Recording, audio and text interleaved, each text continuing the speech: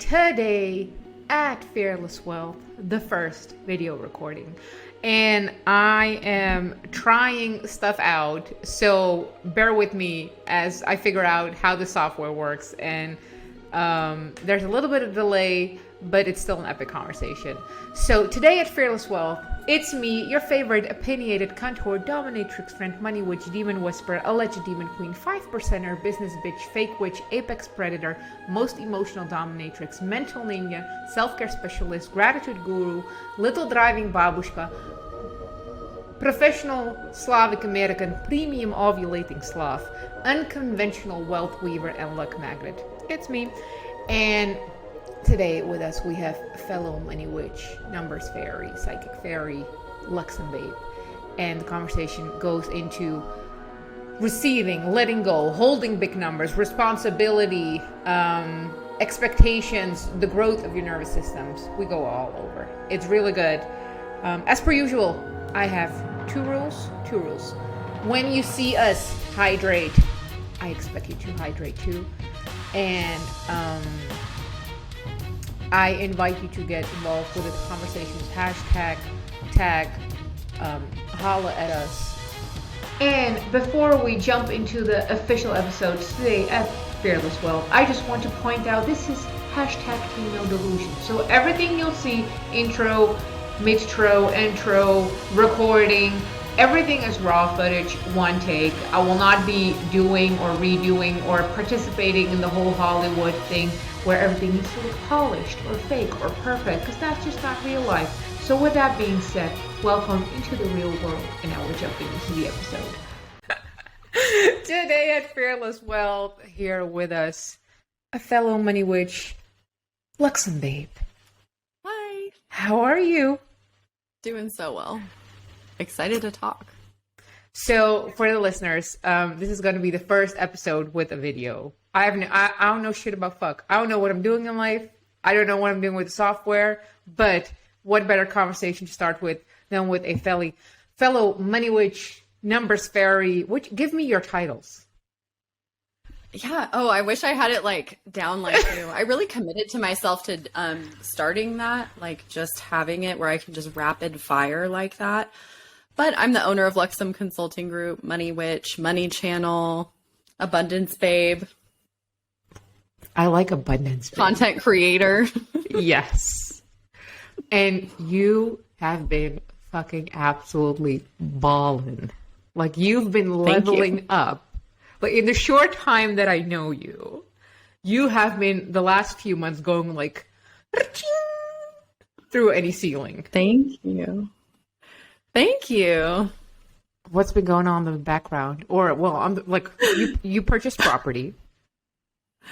Yes. Yep. Purchased property. Yeah. The last couple months though, like after I got COVID, I felt like I almost was going to die. And so when I came back from that, like I just knew there was some sort of initiation portal there for me. And because I've never been sick like that, like as an adult. And so when I came back, I'm like, okay, I'm getting clear on my shit. Like I'm like getting my shit together because yeah, sometimes I just kind of wing it. But yeah, the property was cool. It's a work in progress. Okay. So already so many questions. Do you feel like, so you had like a deep experience when it comes to getting sick? Was it like a wake up call? What happened? What did we do? Did we travel to different dimensions? Because it's pretty close. I went to California and I was probably just around like way too many people. But no, I had never had like the Rona at all this entire time. And I kind of felt like I was immune to it. Like I was just like, I'm not going to get it. Like I just never felt like I was going to get it. And then, being in California, I feel like I was just around I was around people from literally all over the world. Like there was, and obviously it's like a really big city and stuff like that. I was exposed, as they say, but it was like during that time while I was there, it was also a really big activation portal for me. And then coming back home, I was driving back actually from California I was so tired, and I was just like, I cranked up the music to just like be awake enough for me to actually get home. And I get home, I bring all my stuff in, and I just like collapse on the floor into like chills and a fever, which before that, I just thought I was like, needed some grounding or was like happy to be home. But I literally just like collapsed, and I was just like shaking and chills and everything so bad. And then that's when COVID started. You know, I put the pieces together that the other people I were with were testing positive for it. And then it was just like this huge, like a wake up call for me, I guess. I don't really know how to describe it other than that, but it was something about like just taking better care of myself, because I was so like cocky about it and just like, oh, I'm never going to get sick. I'm never going to this. And like during that time, I also lost like close to 10 pounds because I just couldn't like eat very much or anything. And so when I got better, I was like, ooh, I feel better. Like I have released, like something was purged and like got released, you know? And the last year, I feel like I've kind of been like, I've just noticed my own self-sabotage of not really being in my fullest potential. Like there's more I could be doing with my life. There's like a better expression I could have. And so I just kind of let that motivate me to just keep going. Like I have this self-sabotaging thing that I do, or that I'm like releasing now, where I get like a taste of the success I want, or like the taste of something I want and like a sample of it. And then I go, oh, I just wanted to like prove it to myself that I could have it and I could do it and all the things. And I don't continue on with it, rather than just doubling down and like continuing the momentum of experiencing the success. So that was like one of the biggest things that came out of that, is like, I don't know. I was about to ask you, like, what is the inner dialogue of the self-sabotage? Because I don't know about you, but I remember there was a point in my life where I was thinking, like, once I reach certain levels of life, I'll be void of any self-sabotage. Inner demons will be slayed. I'll be completely fearless. Fear will be non-existent. And I have noticed that it simply morphs into whatever is present or prevalent to the level where you're at. And exactly, I feel for us money people, it's like it's a really great example, because I can hear some people talk to me, well, it's easy for you because you have money, or blah, blah, blah, blah. And I'm like, don't think I'm like, I still have fears. Like my present fear is like losing it all. Right? Or like becoming homeless, whatever the fuck. Like I've been homeless. I know how to do that. Like I'll be good regardless. But that's my current one, right? I'm like, motherfucker, where did you even come from? So would you be, could you share something about like what the messages or the feelings are for you now that you've reached like a newer level of wealth? Because you're like in that, you are royally in the wealth realm. Yeah, I feel like that. And it's so funny, actually. I was just having a conversation with someone today, that like, I don't know how to say this without sounding like totally pretentious, but like still in the people I surround myself with, like I don't have that much money relative to the people I'm around. Like most of my clients make more money than me. I would say, like almost all of them make more money than me. Experience wealth that I'm just like, oh, wow. Like it's almost like the goal. I don't want to say the goalpost changes, or I'm like not grateful for what I have or anything, but I do think that it does like still skew your view of, wealth and stuff like that. And so I forget what your original question was, but no, what the inner dialogue is. I brought.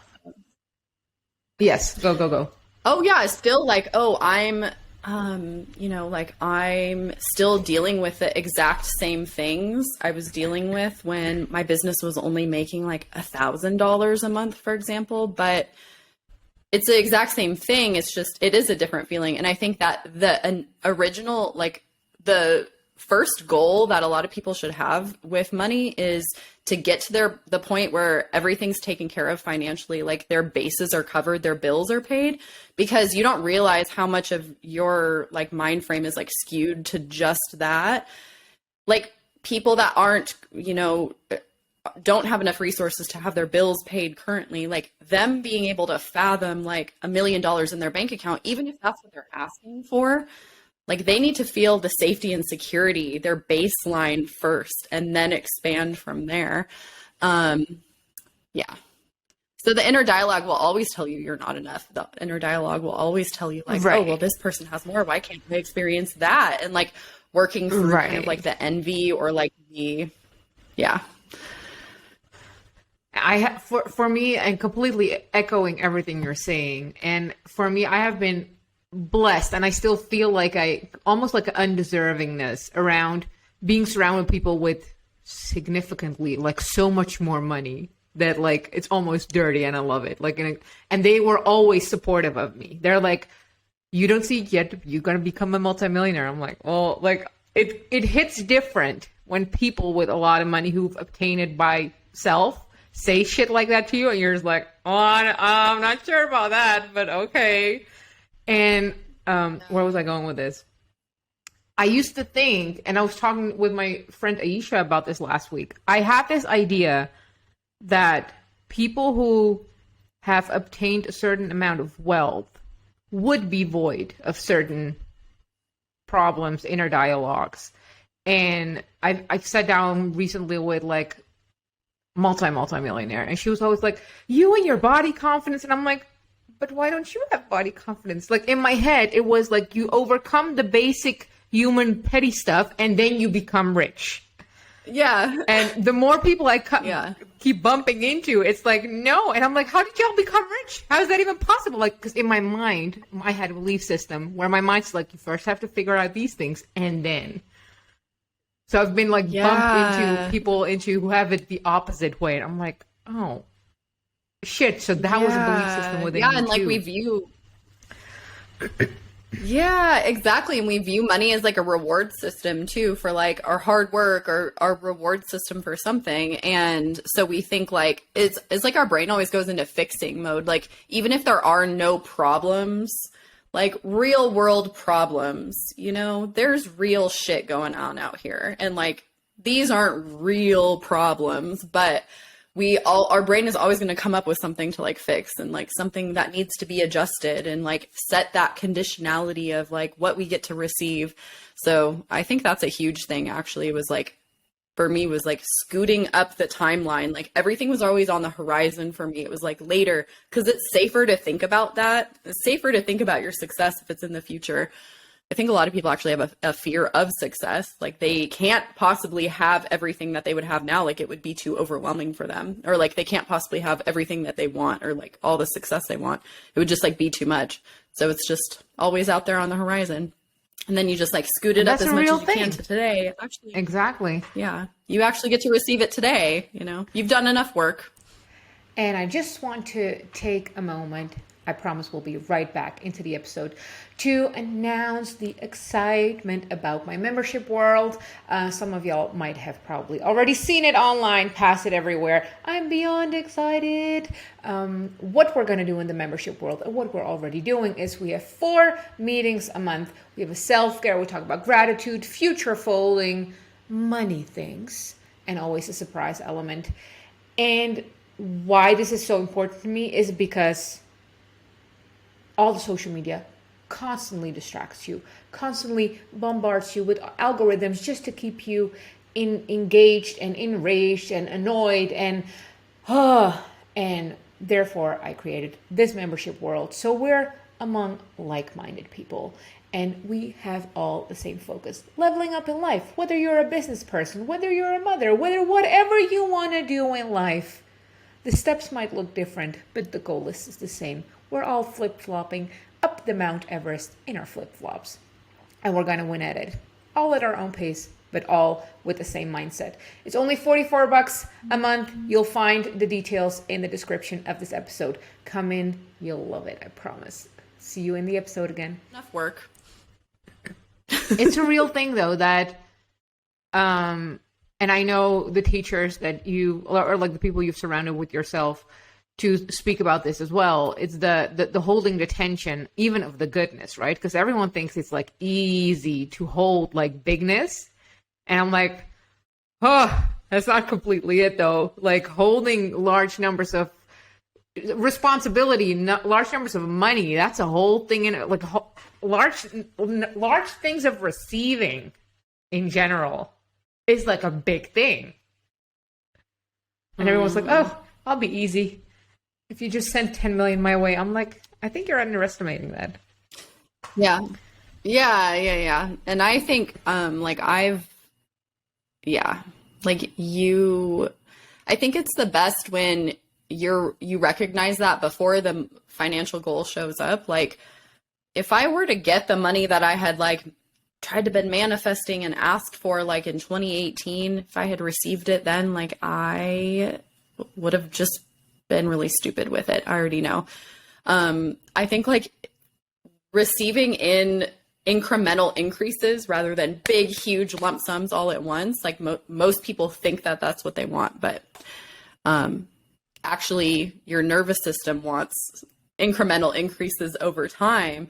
You're just looking at that like that's not a big deal, or like that isn't as significant. I don't know.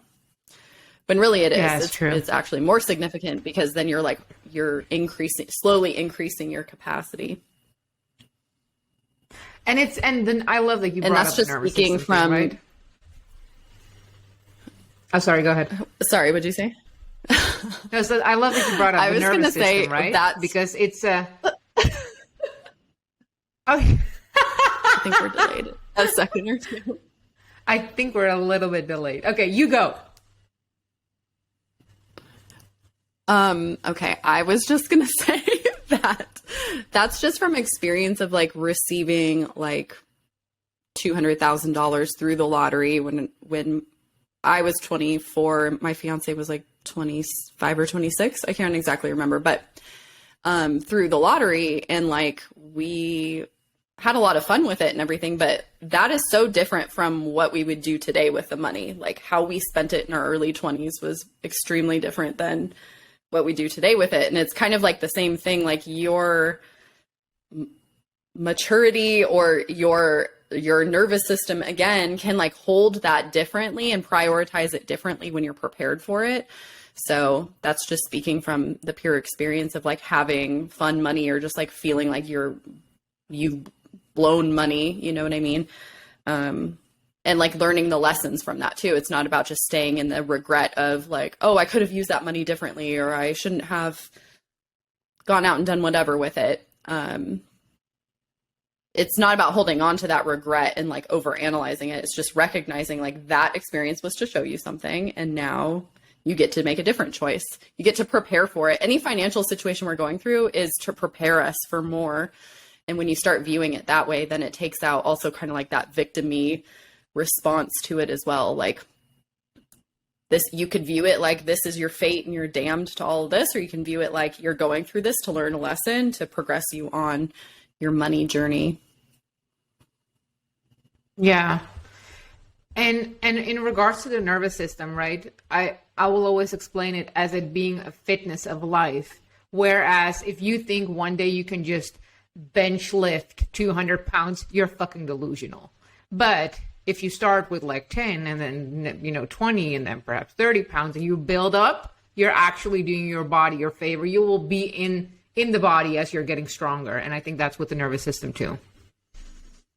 Very few people can all of a sudden bench lift, whatever the term is, 200 pounds without any practice. Right.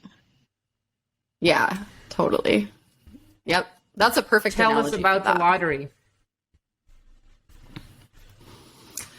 Oh, I don't know. It was fun. It was crazy. It's crazy when you align to a number, how that number keeps showing up. That's when I realized I was psychic with numbers, because I had been writing down $98,475 for like a couple months.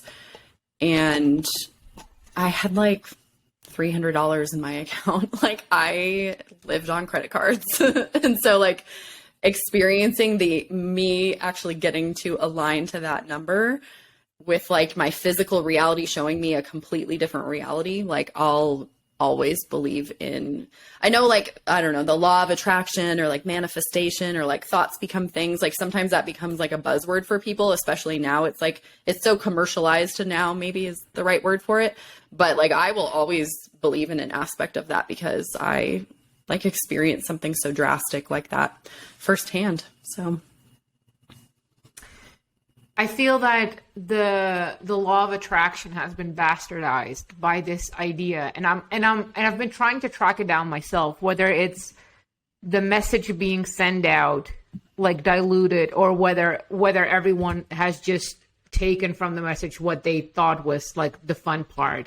And it's like, for me, as translation, the law of attraction is being used in a sense like, I'm gonna just sit at home and wish really hard for something without doing any of the practical aspect. And I don't want to go into like hustle culture, but I do think that if you want to become like the professional PlayStation player, like it would behoove you to be first of all good at PlayStation, right? And perhaps like, email PlayStation.com, like, yo, I'm going to be your, like, hey, these are my, like, something, or you have to, like, verbalize it with, and I feel like the law of attraction kind of has become this thing where it's like, I'm going to just sit at home, I'm going to wish really hard, and then one day, someone is randomly just going to ring my doorbell, and I'm not even going to be surprised by the fact that some random people, like, know my address, and someone rando is, like, ringing my doorbell, but he's going to be like, you were all we were looking for. You are going to become our professional main PlayStation player. And I'm like,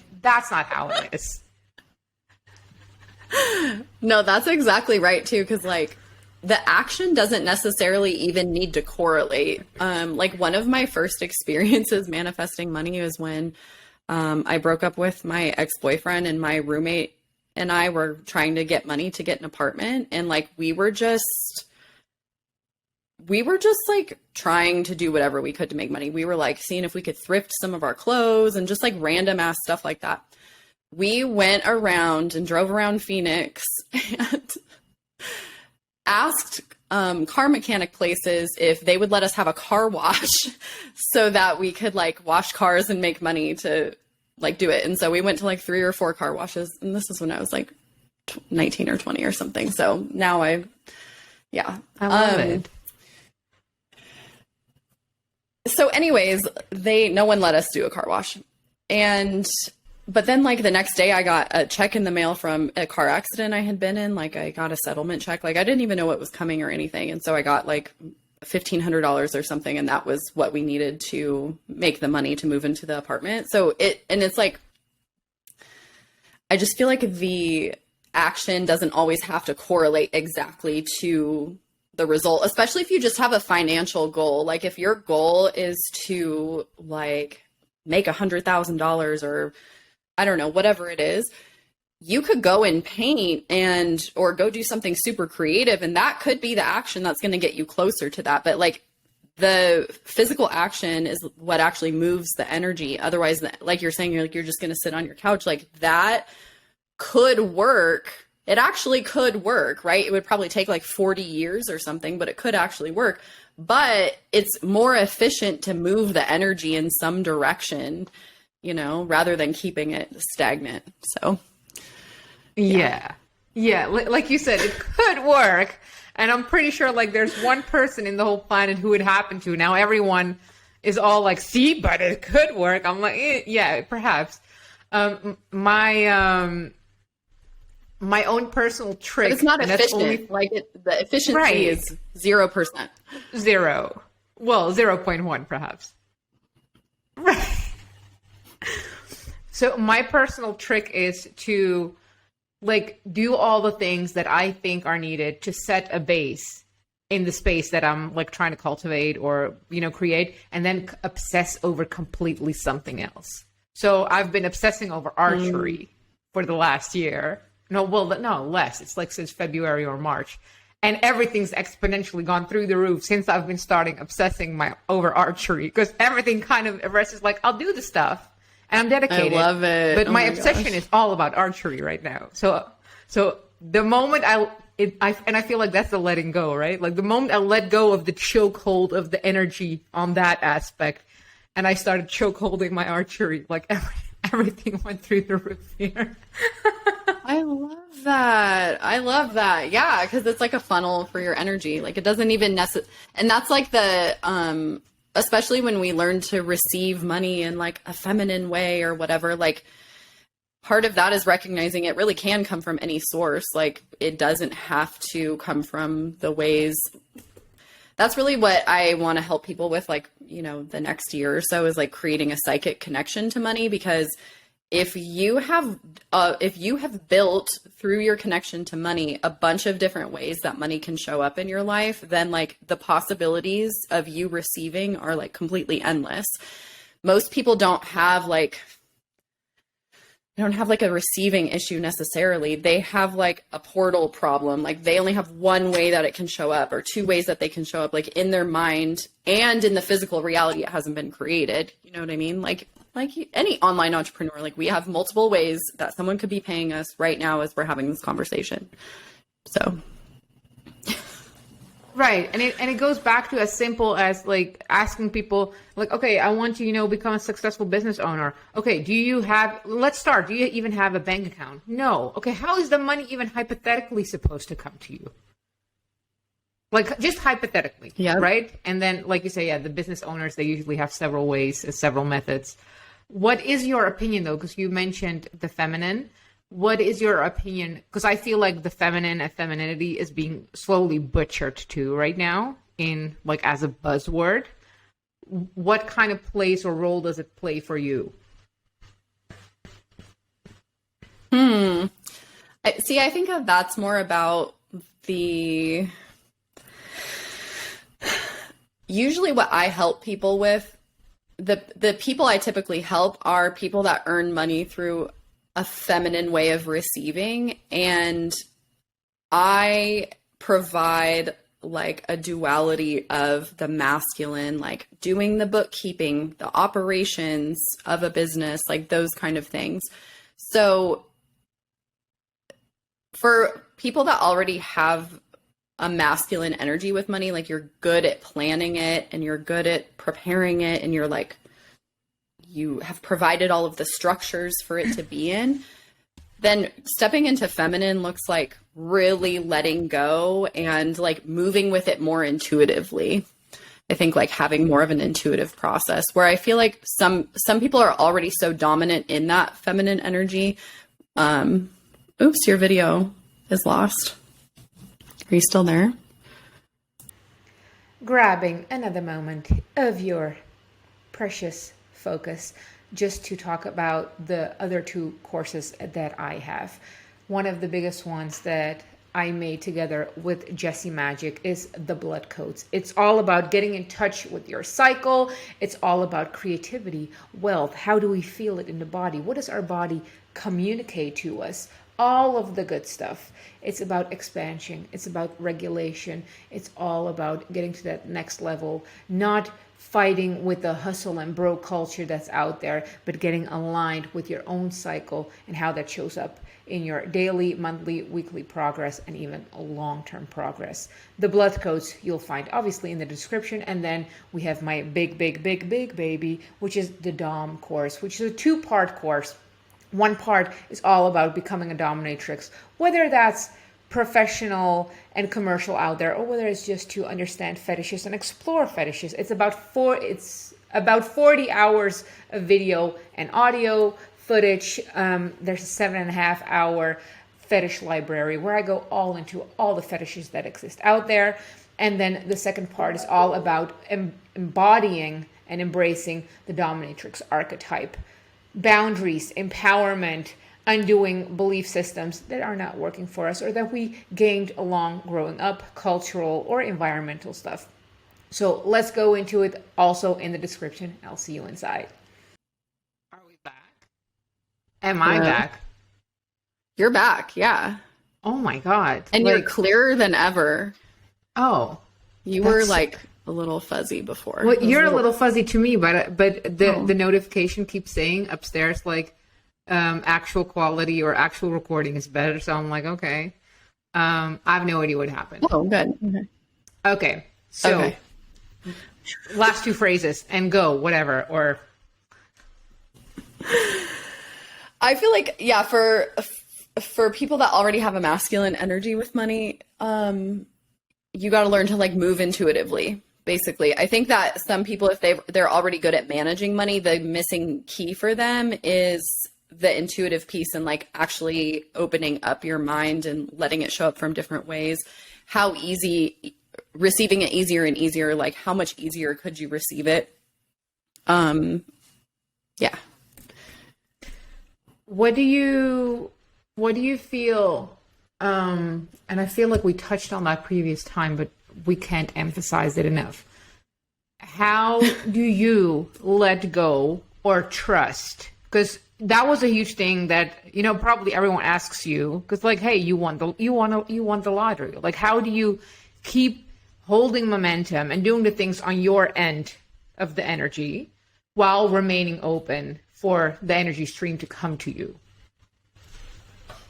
Yeah, that is a great question. The first thing that came to mind was living by my human design, because I feel like that's a framework that has really helped me a lot in terms of how I best utilize my energy. Because I know that some people, they need to be taking action. They need to be like more active. They have energy that they need to get out.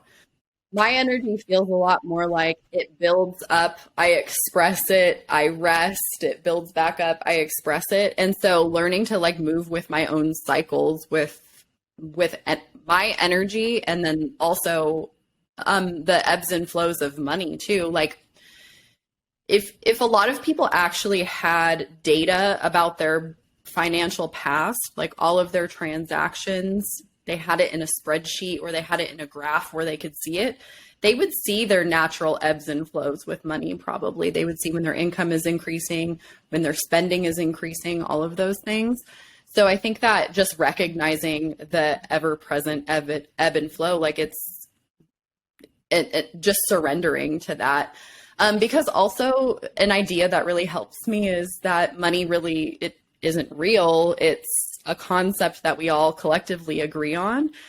And so I also feel security knowing that I have other assets that aren't like US dollars that will be a form of currency or are a form of currency, like depending on how you're looking at money, like the definition of money. So like blowing up your definition of money, recognizing that it's like not the end goal. It's what's accumulated along the way. And yeah. Yep. What is your human design? I am a 4/6 ego manifester. So I only have my throat and my ego or heart defined. And my channel actually, or my main channel is the money channel. So it's related to like the accumulation of resources, and the example that's given in my book is like, you are the manager of the warehouse, but you also own the warehouse. So I feel like that has become my purpose too, like recognizing that around like, yeah, just how people are understanding resources and understanding money. Like it's literally written into my human design, my astrology. And again, just using those frameworks as like reaffirming what I already knew. It's like, this is giving me a little nudge towards the right direction. What does wealth for you feel like, and where does it land in your body? See, that's difficult because I've really only recently come to like an in-body practice. Like, I don't know if it's just my airy nature. Like, I'm just not super, I don't know, into like yoga and breath work and like the somatic practice behind it. Sure. But it feels in my heart. That's where I feel it. What's your human design? And I have no idea. Oh, okay. I am one of the few people that tries to stay away as much possible of any I'm the one who says like I'm a triple Capricorn, because I am, but On the other hand, like only Okay, yeah. when it's positive. I'm trying to stay away from like labels because I know my brain, it likes to latch onto rules, like a very linear brain. So I'm like staying the fuck away from it because then I have to undo them again. So, No, that's very true. Yeah. I could see you being someone like that where you're like, that is just a system I am not subscribing to. Like, yeah. right. Astrology, all of that, I'm just not subscribing to it. Because then I have to also participate make your own in the rule. like the kind of that I have to, because if you subscribe to a system that, or that's how my brain works, then my brain goes like, well, then I have to also subscribe to the other part, like the shittier or and I'm like, no, I don't need more systems. The world is full of systems. I want less systems. Yeah. But I do see, I get that, but then as that just makes me want to see it. Oh, sorry. I was gonna say that just makes No, me go want to ahead, see go your ahead. human design chart even more. Like, I just want to see what kind of person has that attitude about it. Like, you know what I mean? So can I like send you details that one needs for human design and you can like look it up, or how does that work? Yeah. Yeah, and then I won't tell you anything.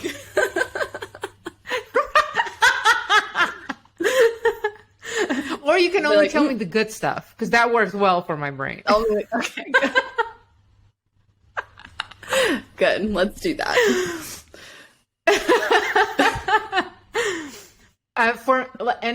For me, like the wealth feeling, for me, it's often a realization, like my car breaking down in July, right? And me just being able to rent a Porsche to fly to the destination, rent a car there, get a hotel, like that realization that I don't have to like, oh my God, how am I going to make it to the destination? That is that's for me feeling of wealth, like not having that stress, like panic mode. Totally. Yeah. Yeah, just like an assumption was your your- needs would be met, you know? Right, exactly. Yeah, we definitely have some delay, but that's okay. We'll make it work. When was the first realization that you were good with resources and or with money?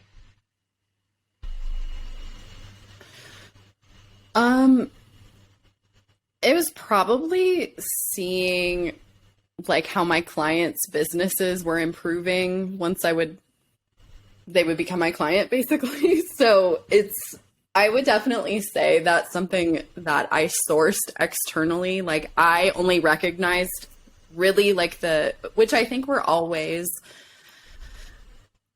I think as online entrepreneurs or like people that are doing this kind of like self-care and like self-development work, like we're always changing how we're viewing ourselves. But I really didn't view like my work as this valuable until I saw how it was impacting other people. And like that became my motivation to continue on.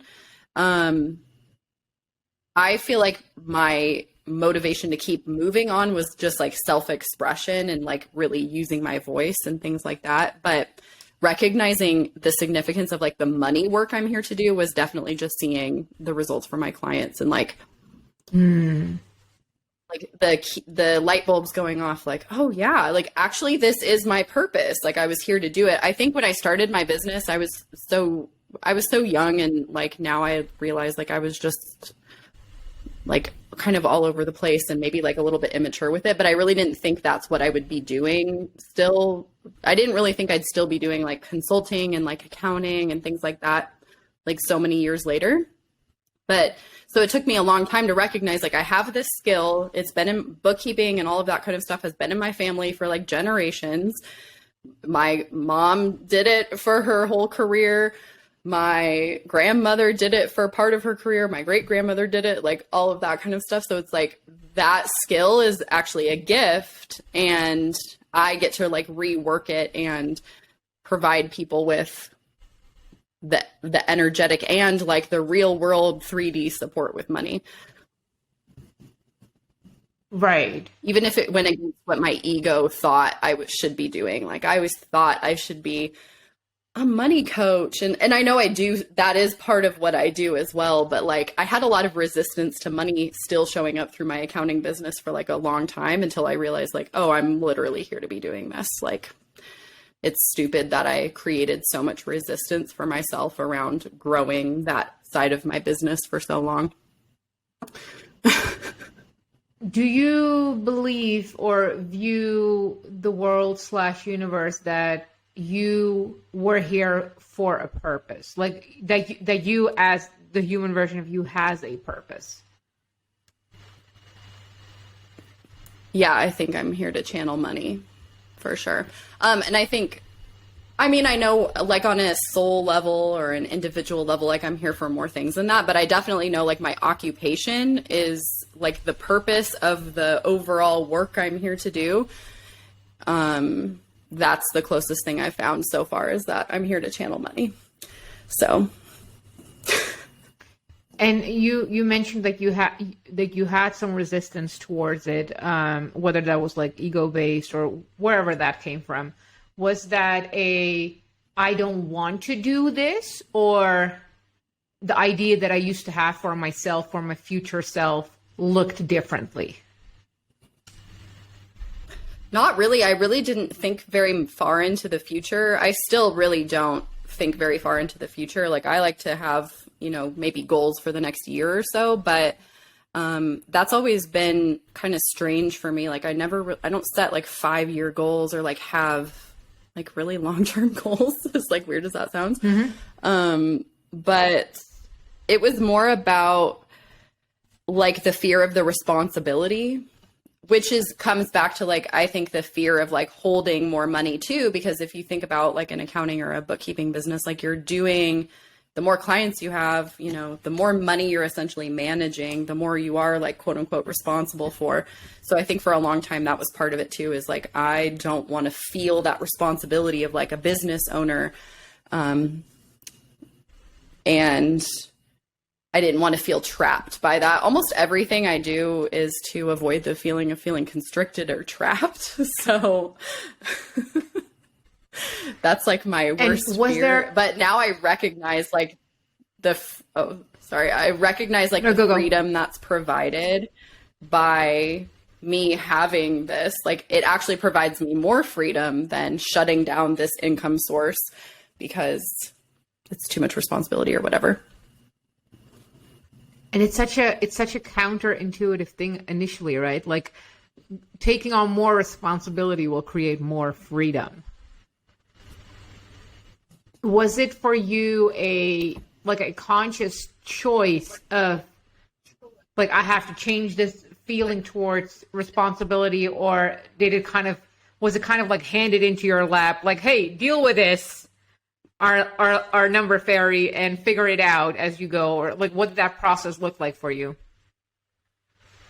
Yeah, that's a good question, because I think it was good for me to feel that like apprehension, because what that allowed me to do is like shut down. Like basically I recognized what kind of client I was here to help or not. And like I had some just like stupid experiences with clients, like disrespecting my time or like arguing with me around how much I charge and paying me late and like all of that kind of stuff. So I was really able to shut shit down like early on and be like, I'm not doing this. I am only available for this type of client to show up, and like recognizing how, you know, it's really what we're creating. I allowed that client to walk all over me and treat me like shit because it was money or because it was a client.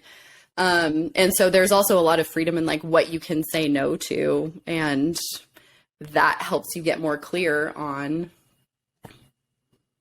like what kind of responsibility you're actually available for. What kind of energy are you actually taking on? So now I feel like a place where I'm making more money and I have more responsibility than ever, but I have so much more space than I used to have too. I have so much more, like, my plate isn't as full as it used to be. My plate is, you know, I have plenty of space for more to show up.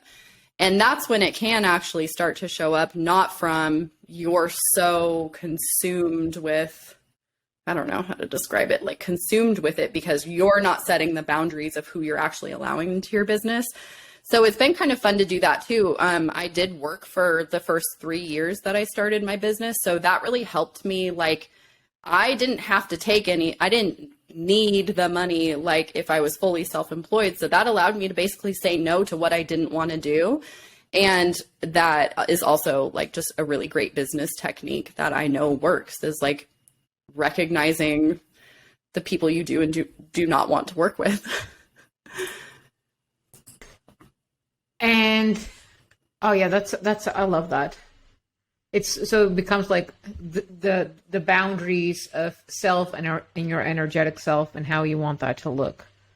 And you talking about like how you want things to look, like you're complete. I don't want to rebranding. You're like relaunching everything right now. What kind of stuff do you have for the people? Like, what are you doing? What's coming up? What's occupying like your time and energy right now? Yeah. And so that kind of goes with the same topic. Like, I retired all my old courses that I had been creating since 2019. I like said, this is the last time you can buy this, and it's like going away forever. And so I shut down an income source. I shut down a portal that no longer felt aligned. And then from that, I started to have space for the money channel, which is my new text community, basically my space to channel for the people that are signing up and teaching people how to create a psychic connection with money. And that's really what I'm focusing all my energy into now, because it feels so clear and it feels so crisp. And all of the content is delivered via text. So that's been such a joy. It's only been like 5 days that I've had it so far, but we have like 6 or 7 new members, and it just like like that feeling of that alignment. But I wouldn't have been able to get there unless I shut down my old courses, and like just this older version of my work. It's kind of like when I paint a bunch of stuff and then I just throw out a bunch of stuff. Like, it's okay to destroy things too. Like, destruction is necessary. And what was the process for you for figuring out and experimenting with what type of way you wanted to deliver your content or be available? Because I know there's a lot of, we have all the movements, like you have to do everything live, or you have to, right there now, before it was everything recorded and everything became live. And then and now you're doing something in mainstream unconventional, right? Because it's like something that works for you. It's through text, and it's a different system. Like, how did you figure out what worked for you and what not? Yeah, well, pretty much everything I do is like an iteration of something I've done previously. So I've had 2 other memberships before. I had the Open Mind Society, and then I had my Patreon for like 6 to 9 months or something. And I wanted to do a similar format to my Patreon, but it didn't like fully work.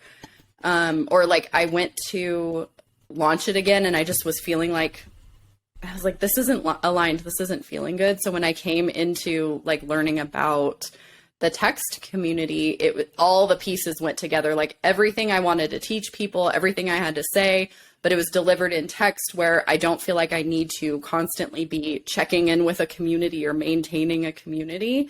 I'm recognizing for myself, I am best working with people one-on-one, and I'm best working with people like at a distance. But like facilitating big groups and things like that constantly, that doesn't work for me. So this membership gives people like a way for it to feel intimate. Like I'm talking directly to you. These voice memos are delivered directly to your inbox, but I'm only really holding space like once a month in a group setting. Like that just worked so much better for my energy. And yeah, like you have to do everything live, or you have to, I don't know, those things sound good to me at first, but if I can't commit to something over like the long term, I'm also a little commitment phobic, like that whole constriction thing. Like I don't want to feel constricted with a structure I've created myself.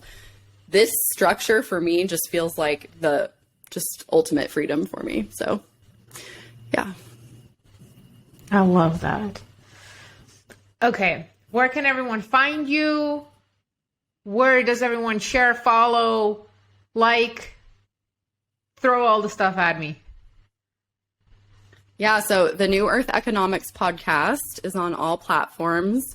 You were a guest, and I want to get you the stats on that because I think that episode was like the third most watched or something, or the third most listened to. Oh, shit. Because you're fucking awesome. So the New Earth Economics podcast, Instagram, Luxom Babe, Luxom Babe.